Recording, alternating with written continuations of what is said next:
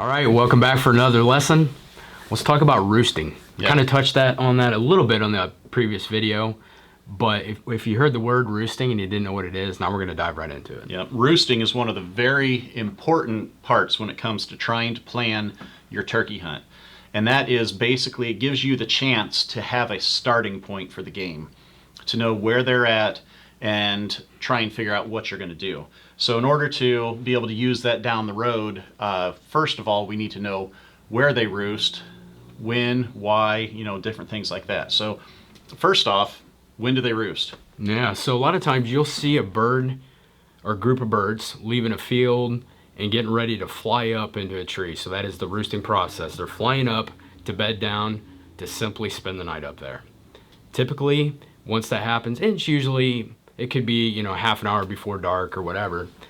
It's whenever they're starting to feel uncomfortable that the evening's getting late enough that they can't see as well because they depend on that eyesight. So when they make that decision to fly up into that tree, typically they're planning on being there the rest of the night. Yeah. And so where they're going to fly up has a lot of different factors that play into that. Number one, of course, they want to have something that they can fly up into easily and be able to fly back down out of easily. Yeah. So typically it's going to have a good area. Now they can navigate through trees pretty decent, but they don't want to have a ton of branches that they're flying through. So typically you're going to be talking about bigger trees on clearings. A lot of times you'll find that if there's a creek that goes through, birds for some reason love roosting over water. They do. I don't know why it is, but for some reason they love roosting over the top of water.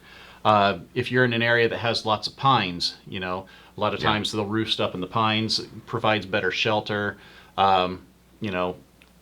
Basically just kind of depends on the area that you're in.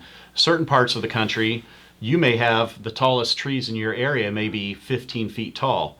And so you'll come across areas in Nebraska where there's tons of birds all roosting in one little tree just out brush. there. Yeah. Or you get a cottonwood out there in, areas like Kansas where it's wide open, it'll be covered in turkeys. So kind of depends on the area that you're at. Now, as far as weather, though, how does that affect them?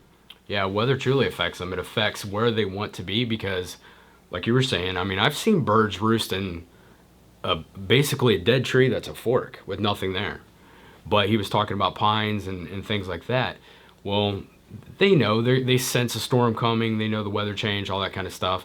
And so they might want to roost in a thick pine versus an open, stubby, dead, elm tree or something like that, just to have that shelter. They're looking for that.